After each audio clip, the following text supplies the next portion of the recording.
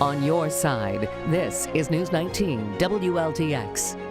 And good evening now. Thanks for being with us here on Facebook on this election night as we elect a new president of the United States. The polls just closing in South Carolina just a few moments ago.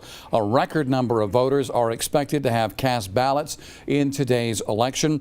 From the old to the very young, people let their voices be heard today. And for some millennials, this is their first or second time voting in an election. We wanted to hear directly from them on what they're looking for in elected leaders, and we'll be catching up with them coming up in just a few moments. But first, News 19's Joyce Coe is at a voting precinct in Lower Richland County, again, where the polls just closed. Joyce, good evening.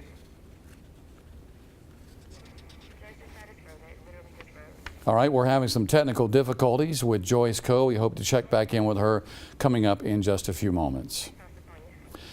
Right now, we're going to go to News 19's Sonia Gutierrez. She is at the National Guard Armory over in Lexington County. Sonia, good evening to you.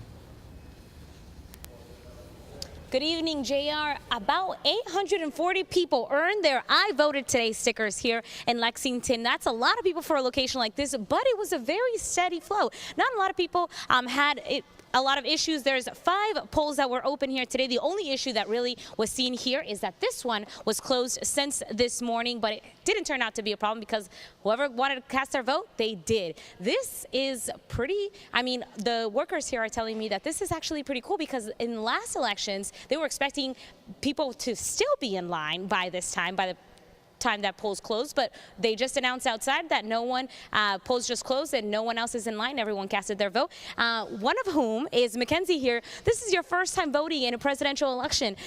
You were at work at 6:15. Polls closed at 7. What were you thinking? How'd you get over it?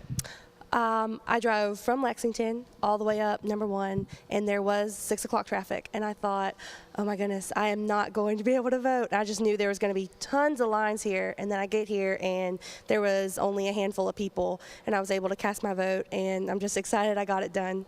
How long did it take you to come in and out of here? Just about 5 minutes or less. And how was your experience? I mean, is this different? This is the second election you've ever voted on, first presidential election. How was your experience? It was good. Lots of fun. I know some of the people here, so they made it enjoyable. And this is something that you really looked into. You said, I'm going to do a lot of research. This is one of the presidential elections that's been, you know, very different candidates here. Yes. So lots of just praying and wondering exactly, you know, who would be the right choice for America. Because seeing how it is, you know, a tough election this year, but definitely I did my homework and I realized each candidate's choice and what they stood on. So. Thank you so much, Mackenzie. Mackenzie also earned her I voted today sticker. And this poll here is closing for now, and we'll expect the results later today. JR, back to you. All right, Sonia, thank you so very much. As we mentioned at the top of this broadcast here on Facebook, we want to talk to some millennials about this year's race and what they're looking at for future leaders. And from right to left on your computer screen, Joe McCall is with us tonight. Also Bree Maxwell, and we have Corey Alpert and Jamel Bell. We got the names correct? That's correct. All right, let's begin with you, Joe. Is this your first or second election as a millennial? This will be my second election as a millennial. Yes. Talk to us here. How important is it for the youth of today to get involved in these elections? Extremely important, because as we all know, the youth is the future. So, you know, we need to make sure we're dictating who we have leading us. And the only way that we'll be able to do that is if we do continue to get out there and vote. So the importance is extreme. Bree, let's talk about the state of this year's race. We're talking about the presidential race in general here between the 2 major political candidates here, Donald Trump and Hillary Clinton. Were you happy with what you saw? Well, originally I was a Bernie Sanders supporter, but I was happy to move over to support Secretary Clinton, because if that's the direction that the people have chosen, then that's the direction that I was going to go in as a Democratic voter. I was a little upset with how the Trump campaign has been running, but more so the Clinton campaign has handled itself with class and dignity, and they have did everything they need to do to prove to the voters that she would be the best candidate. If we can expand on what you didn't like about the Trump campaign. They just did dirty politics. Instead of them running the campaign with class, they were just very dirty and grimy, instead of him focusing on the issues. Because to this day, we still do not know his platform. We still do not know what he plans to do for the country besides build a wall. This has been a very divisive race. And Corey, I want to ask you, do you think races like this discourage young people to go vote? I think it's a sword with two edges here, where we have young people who see a tough campaign, who see words flying back and forth, who see a lot of arguments on both sides, who can feel discouraged, who can feel that their vote won't matter. But at the same time, this is the first election where millennials will have a larger share of the vote than any other generation in the electorate. And I think millennials are getting excited about that. Millennials are seeing that they can power campaigns, as we saw with Senator Sanders. And they're seeing, we are seeing, millennials are seeing that we have this electoral power that's coming up and that we can shape we can shape what's going to happen in the future. And I think that's important, and that's something that is moving forward, and it's something that's going to cause a shift in how we think about politics. Jamel, was there one issue in this year's race that you think stood out the most to millennials out there? Well, there are a couple of issues, because millennials span from 19 to 35 years old. So if you're in college, you're actually looking for college that is affordable. And if you are a young professional, then you're looking for somewhat like an economy that will provide high-paying jobs. So you're looking for a candidate that can robust and make economy go faster. And if you are a young parent, then you're looking for child care, affordable child care. So I have a bunch of friends who are in these categories, and yeah, there's a bunch of issues that we're looking for. I'm curious, is this the first election for the four of you, or have you voted before? Voted before. Voted before. All of you have voted before. How would you compare this year with 08, Joe? Well, I would definitely say it's a different type of awareness in regards to it. Obviously, in the past, you've already had Barack Obama, and now, like we stated, all of the controversy around both candidates, so it brings a different type of awareness, where, as you stated, your viewpoints and things of that nature, people are almost feeling like, okay, well, if it's not this, we have to do this, or I have to vote, or I'm not going to vote. So it's all types of awareness, but it seems like we are getting out there and voting. Bree, a lot different than 2012? Yeah, there was a lot more enthusiasm then. I believe with this election, more people feel as if, why should I vote? I don't like either candidate. Please give me a reason why I should vote. So I believe with this election, it's more of people questioning, will voting for such and such candidate, would that harm my integrity? Or am I voting for the lesser of two evils? Or should I vote for the liar versus the corrupt person? So I think this time it was just, people were just overthinking who they should vote for in this election versus having the enthusiasm that we did for Barack Obama. Let me turn to this side, and Corey, let me get your take. How would you compare this year to 4 years ago? I think 4 years ago, I think any election where you have an incumbent president is always going to be a little bit different. But I think in this election we have, as Bree said, we have two candidates who have low approval ratings. But I think we're seeing in 2012, we had two candidates who had very similar attributes, who had both had careers as politicians, who had both served our country. Whereas now, there's a little bit more stark of a choice, where you have a businessman versus a career politician. You have someone who says things off the cuff versus someone who's a little more polished. And I think we're seeing a much more clear difference, and I think that's driving a lot of differences in how people view the election. And Jamel, let me get your take on this. What's the big difference to you from the last election to this one? Well, the last election was more inspirational. There were a lot of positivity, and you can actually hear the policy that each candidate are proposing. While in this campaign, it's more on personal attack, which is kind of sad. Guys, I want to thank all four of you. We'll have another group of millennials to talk to in just a moment. Right now, as you watch on Facebook, that means you're active in social media. A lot has been going on social media today. Mary Sturgill is in studio tonight with more on that. Mary?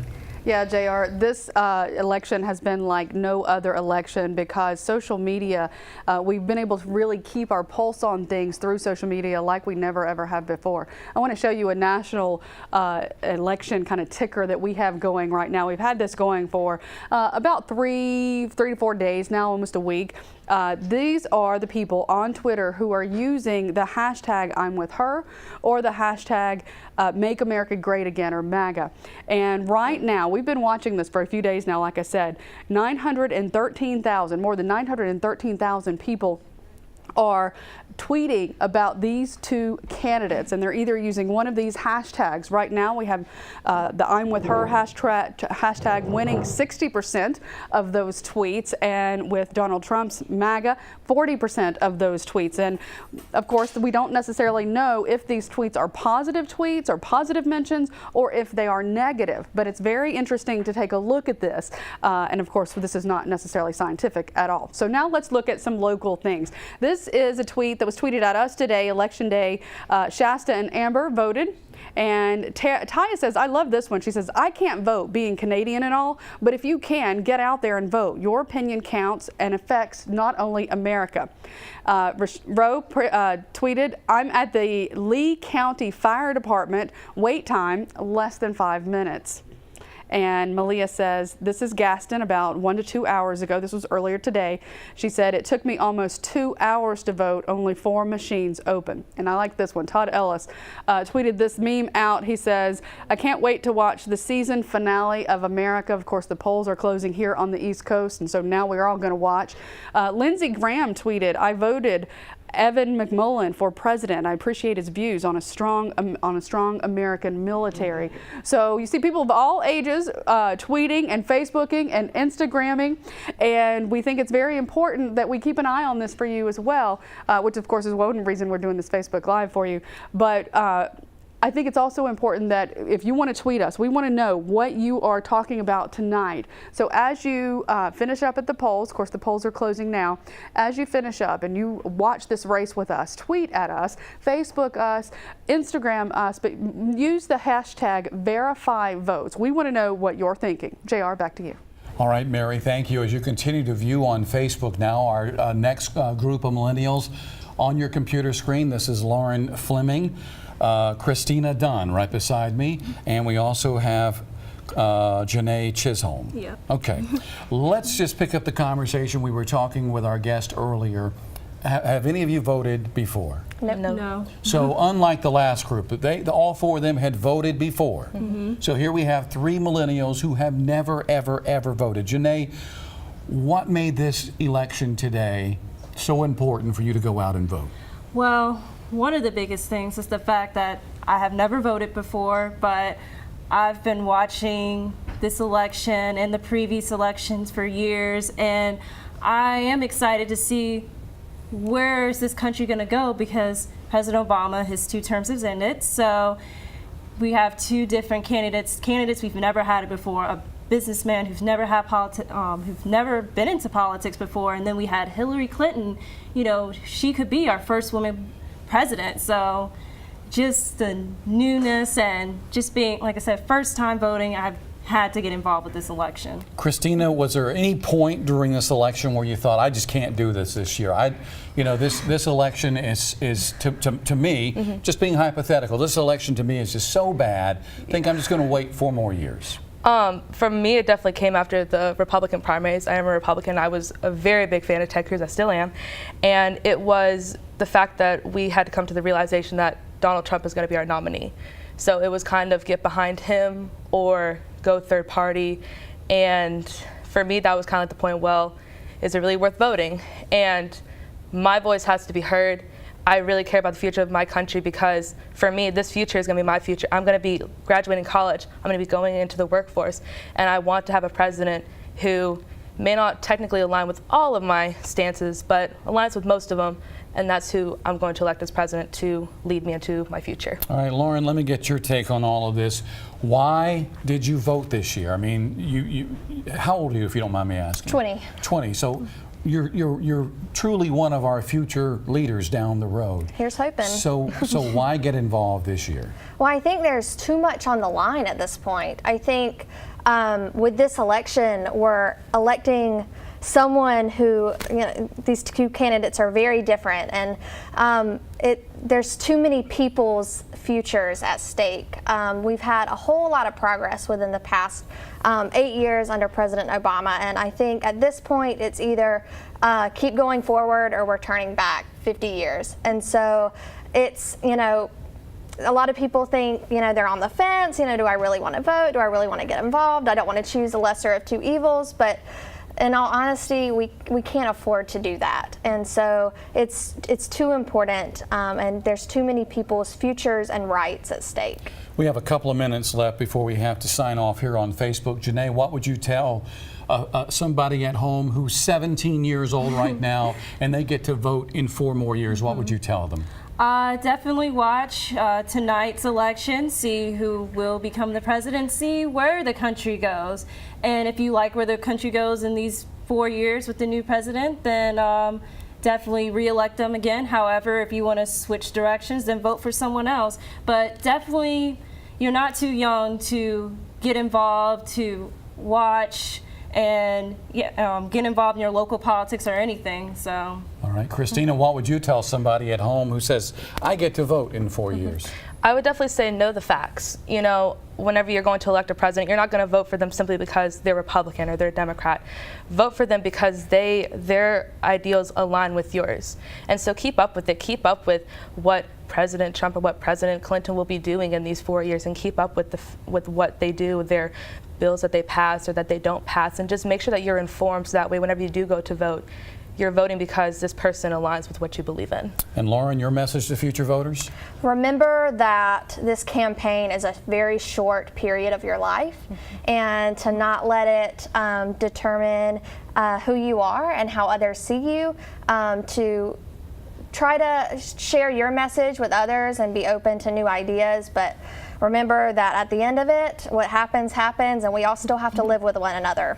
All right, ladies, thank you so much for your time. Thank you. And before we sign off here on Facebook, let me mention that Tim Scott is the projected winner for a Senate race that, of course, you know, he was filling the rest of the term for Jim DeMint. This will be his first full 6-year term elected by the people of South Carolina. So Tim Scott, the projected winner tonight. That's our time for now on Facebook. Thank you so much for tuning in. For more information, go to our website, WLTX.com.